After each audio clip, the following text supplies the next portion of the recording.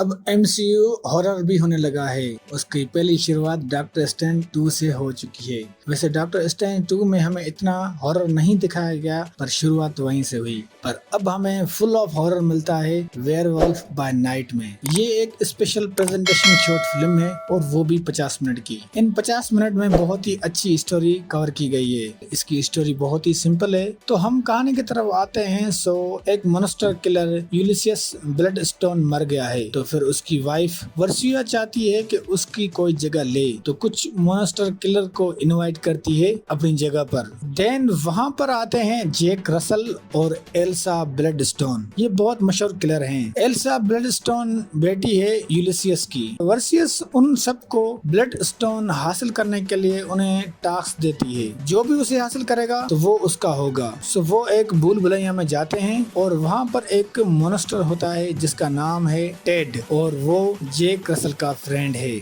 और ब्लडस्टोन उसी की पीठ पर लगा हुआ है। तो जो उसको मारेगा ब्लडस्टोन उसी को मिलेगा। एक्चुअली यहाँ पर रसल ही वेयरवुल्फ है और वो अपने दोस्त टेड को आजाद कराने आया है। तो सब उस भूल भुलैया में जाते हैं ब्लडस्टोन को ढूंढने, जो के टेड मॉन्स्टर के पीठ पर है। वैसे रसल को वो ब्लडस्टोन नहीं चाहिए, उसको तो बस अपने फ्रेंड को आजाद करना है। देन काफी लड़ाई के बाद रसल और एल्सा मिलकर टेड को आजाद करवाते हैं, क्योंकि इन दोनों ने डील की थी। तो रसल जब ब्लडस्टोन उठाता है तो ब्लडस्टोन उसे दूर फेंकता है। इसका मतलब ब्लडस्टोन को सिर्फ इंसान ही हाथ लगा सकते हैं, कोई मॉन्स्टर नहीं। और रसल जो है बहुत ही खतरनाक वेयरवुल्फ मॉन्स्टर है। तो वहाँ पर सब समझ जाते हैं कि रसल इंसान नहीं है, इसलिए वर्सेस उसको कैद कर लेती है और साथ ही एल्सा को भी कैद कर लेती है। देन वो रसल को टार्चर करते हैं तो वो बन जाता है वेयरवुल्फ। तो ये सीन काफी डरावना होता है और भयानक नजर आता है, मगर मुझे ये अच्छा लगा मार्वल वालों ने इस कैरेक्टर को खराब नहीं किया। तो वहीं पर वेयरवुल्फ सबको मार देता है, ब्लडस्टोन एल्सा को देता है और एल्सा वहीं रहने लगती है। देन अगले दिन हम देखते हैं रसल और टेड जंगल में एंजॉय कर रहे होते हैं और ये स्पेशल प्रेजेंटेशन यहीं खत्म होती है। तो इस शॉर्ट फिल्म को ज्यादातर हॉरर बनाया गया है। वैसे